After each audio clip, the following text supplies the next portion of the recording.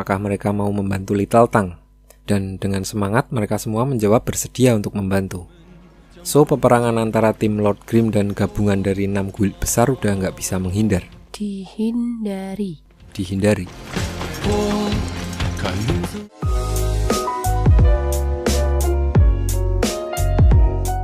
Setelah semua anggota tim dipulihkan oleh Luoji, sedikit demi sedikit anggota tim Lord Grimm bisa nyicil-nyicil musuh. Dan saat energi musuh hampir habis, dengan taktik 4-4-2, tim mereka dapat mengalahkan semua lawannya. Sampai tersisa satu player, yaitu ketua guild Excellent Era yang merampas senjata milik Little Tang. Dan Yekyu sengaja membiarkannya duel dengan Little Tang. Bahkan dengan senjata seadanya pun Little Tang dapat mengalahkannya tanpa kesusahan.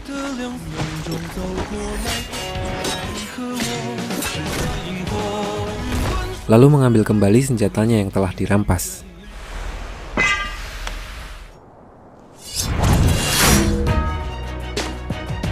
Setelah kejadian itu, ketua guild Excellent Era yang memimpin penyergapan di guild-guild besar, dia merasa sangat terpuruk karena disalahkan atas kekalahannya yang menyebabkan karakter dari pemain-pemain terbaik mereka turun level.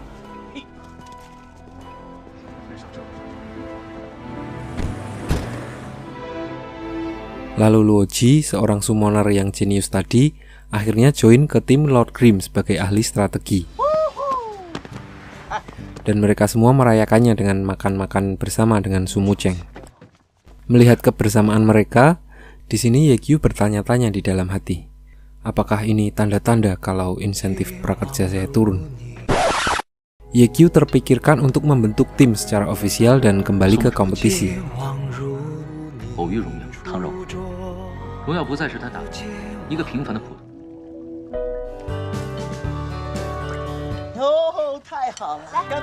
Sementara itu, Excellent Era sedang mengadakan jumpa pers terkait pensiunnya Yekyu.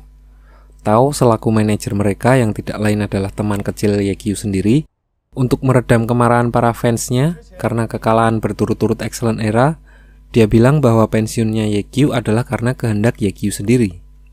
Jadi mereka tidak punya pilihan lain selain mendukung keputusan Yekyu. Di sini Guoguo merasa sangat kehilangan dan tetap tidak percaya dengan statement Tao. Dia berharap dengan pensiunnya Yekyu bukan berarti dia tidak akan bertemu lagi dengan idolanya.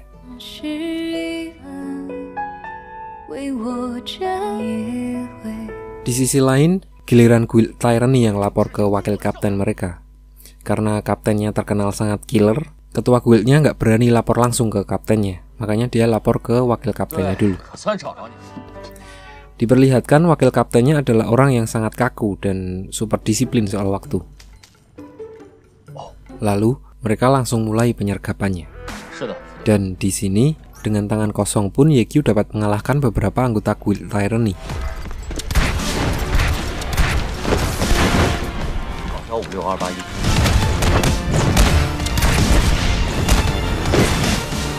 Sampai dia berhadapan dengan wakil kaptennya, dan mereka sudah kenal satu sama lain. Wakil kaptennya menantang Yekyu untuk taruhan dalam pertandingan tim.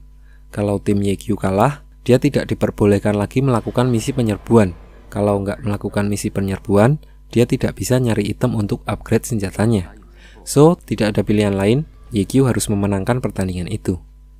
Tahu Yekyu yang ada di balik Lord Grimm, wakil kapten Tyranny langsung melaporkannya kepada kaptennya. Namanya Han Wenqing. Dia juga adalah veteran Glory yang juga bersama-sama dengan Yekyu memulai bermain Glory 10 tahun yang lalu.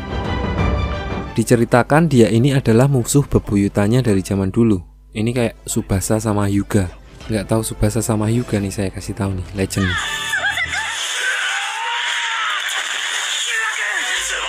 Balik ke cerita, di sini Han Wenqing dengan job karakternya brawler, dia pengen tahu nih keadaan Yekyu sekarang. So dia memutuskan untuk ikut dalam pertandingan. Balik ke warnet Happy, di sini karena merasa Yekyu harus menang, dia meminjam ruangan VIP yang nantinya akan dibayar tempo untuk menjabarkan taktiknya dalam melawan Tyranny yang terkenal dengan damage yang sangat tinggi dan gaya permainannya yang agresif. Dan saat masuk ke pertandingan, diperlihatkan bukan cuma damage-nya yang tinggi.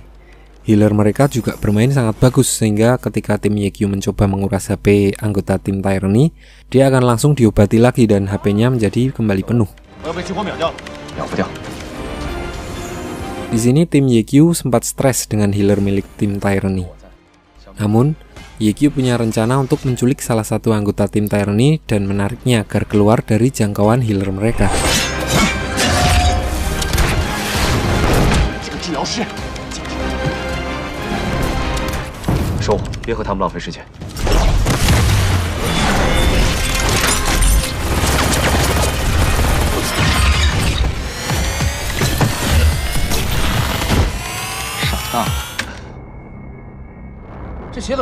Dan saat tim Yekyu kira mereka udah menang, keluarlah Han Wenqing dengan intro epicnya pakai Meteor Storm.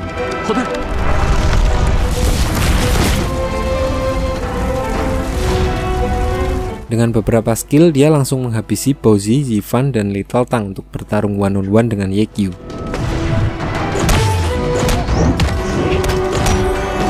Di sini, Wenqing hanya penasaran apakah Yekyu beneran keluar atau dikeluarkan sebenarnya.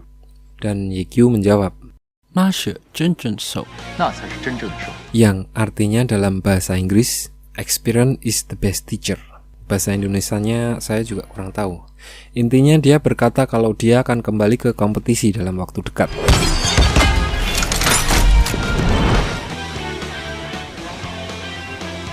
Balik ke warnet Happy merasa udah kalah dalam taruhan, Yekyu tidak bisa lagi melakukan penyerbuan boss monster.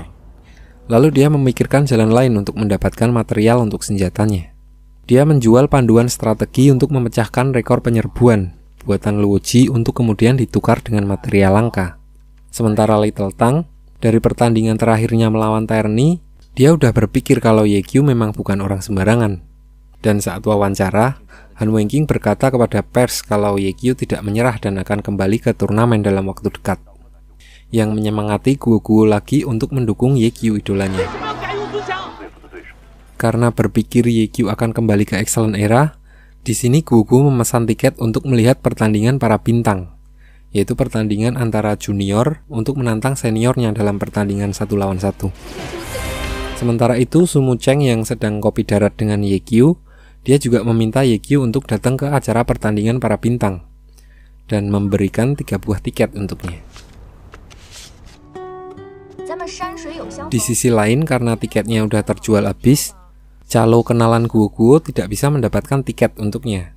Pas nih, Yekyu memberikan tiketnya, lalu paginya dia, Guo dan Little Tang berangkat sama-sama. Sampai di tempat, Guo membuka stand untuk Yekyu. Dan dia bertemu dengan calo kenalannya di Excellent Era tadi. Calo itu berkata kalau masa kejayaan Yekyu udah selesai dan sekarang dia udah nggak main lagi. Lalu mereka membantu Guo untuk membereskan stand-nya, dengan kata lain diusir. Di sini Guo merasa sangat down dan Yekyu menyemangatinya dengan berkata, "Absorb liquid quickly with diamond layer technology," yang artinya, apakah idola itu? Apakah orangnya, atau kata-katanya, atau semangatnya, atau tekuannya, ataukah mungkin sedet? Lalu Guo jadi mengerti kalau yang diidolakannya selama ini adalah semangat Yekyu, yaitu membuat yang mustahil menjadi mungkin. Sementara itu diperlihatkan Yifan yang dengan inisiatifnya sendiri mendaftar sebagai penantang di pertandingan para bintang. Diam-diam dia ingin menunjukkan kemampuannya yang sekarang kepada kapten tim Tiny Herbs. Lalu sebelum pertandingan dimulai, di sini Sumu Cheng mendatangi Yekyu dan pura-pura untuk duduk di kursi penonton. Melihat Sumu Cheng di situ, Guo terlihat sangat girang. Girang mulu nih kakak. Acara itu dihadiri oleh 6 tim besar yang ikut berpartisipasi, dan pertandingan pertama dari tim Tiny Herbs, teman dekat Yifan, seorang penyihir yang menantang kaptennya sendiri. Untuk mempermudah, kita akan sebut saja junior dan kaptennya.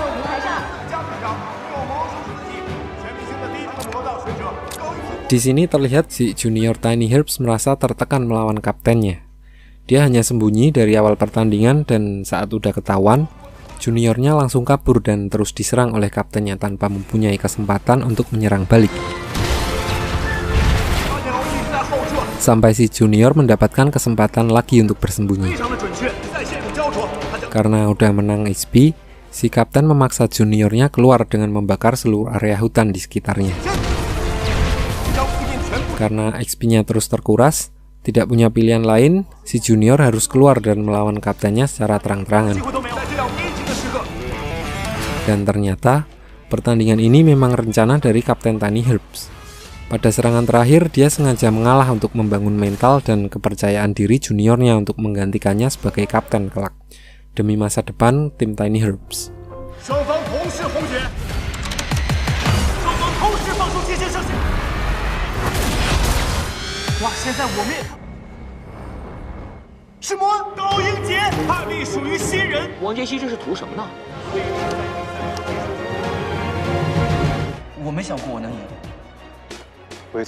Lalu pertandingan kedua, Ivan yang ingin membuktikan dirinya dalam bermain sebagai support melawan seorang kapten dari tim Void yang kurang terkenal, tapi permainannya sudah diakui sebagai support paling hebat di liga.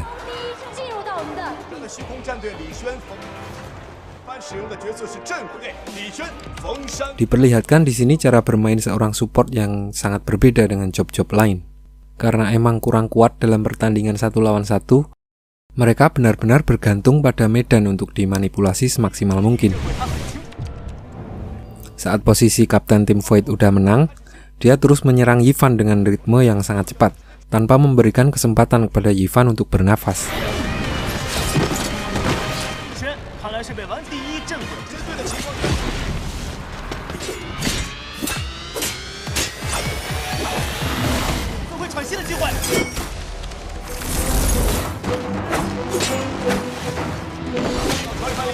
Dan saat Ivan udah bisa nyerang balik, ternyata itu juga cuma tipuan dari kapten tim Void untuk benar-benar mendominasi di pertandingan.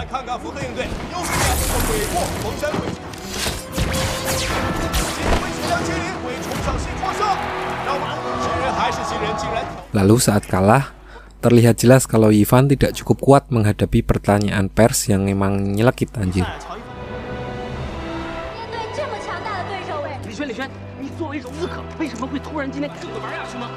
Bahkan di luar pun YQ bilang kalau dia udah kelewat batas.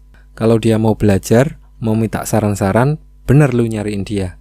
Tapi kalau mau pamer kemampuan sama dia, nah lu kurang ajar namanya Tong. Ikut emosi saya. Baru dipuji dikit udah terbang-terbang. Lau bukan nyamuk Tong, mau terbang-terbang. Lanjut, pertandingan selanjutnya Sun Xiang menantang Han Wenqing dari Tyranny.